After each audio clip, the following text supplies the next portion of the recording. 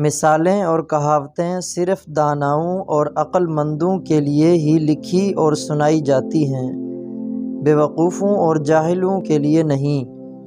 بے شک جو لوگ اللہ کی عبادت جنت کی نعمتوں کی امید سے کرتے ہیں، ان کی عبادت تجارت کی مانند ہے، اور جو لوگ عذاب کے ڈر کی وجہ سے وہ غلاموں کی خدمت گزاری کی مانند ہے۔ جو بندے مال جمع کرتے رہیں گے وہ جیتے جی مر چکے ہیں، اور جو صرف علم حاصل کرنے کے لیے جد و جہد کرتے رہیں گے ان کا نام ہمیشہ کے لیے لکھا رہے گا۔ جو انسان صاحب علم ہو اگرچہ وہ حقیر ہو، وہ پھر بھی اس کو حقیر مت سمجھ، اور بے وقوف جاہل اگرچہ بلند مرتبے پر ہو اسے کبھی بھی بڑا مت سمجھ۔ جس رفتار سے تیرا مرض بڑھتا چلا جائے تو اسی رفتار سے اس کا علاج کر۔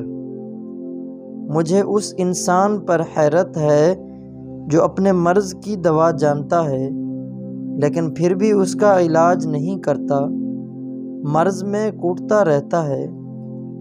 کچھ لوگ ایسے ہیں جو برے کاموں کو نہ دل میں برا سمجھتے ہیں اور نہ ہاتھ و زبان سے اسے مٹانے کی کوشش کرتے ہیں۔ ایسے لوگ جیتے جی مردوں میں شمار ہوتے ہیں۔ موت تمہارے سعی سے بھی زیادہ تم سے ملی ہوئی ہے، اور تمہاری جانوں پر اسے پوری قدرت حاصل ہے۔ مجھے اس بندے پر تعجب ہے جو لوگوں کو مرتا دیکھ کر خود کو پھر بھی گناہوں سے نہیں روکتا۔ جو شخص دل میں موت کا ڈر نہیں رکھتا وہ دنیا میں فضول کاموں میں لگا رہتا ہے، اسے موت بہت دور تک دکھائی دیتی ہے۔ خوشی ہے اس بندے کے لیے جو سانس کی تنگی اور قبر کی پوسیدگی سے پہلے اپنی جان چھڑانے کے لیے جد و جہد کرتا رہتا ہے۔ ابن آدم کیسا کمزور اور مسکین ہے کہ اسے اپنی موت کا علم نہیں ہے۔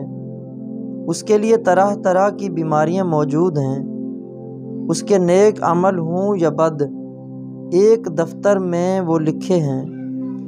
سوتے وقت پپیتے کو ابال کے ایک قطرہ ناف میں ڈال دو، 12 دن میں چربی ختم ہو جائے گی۔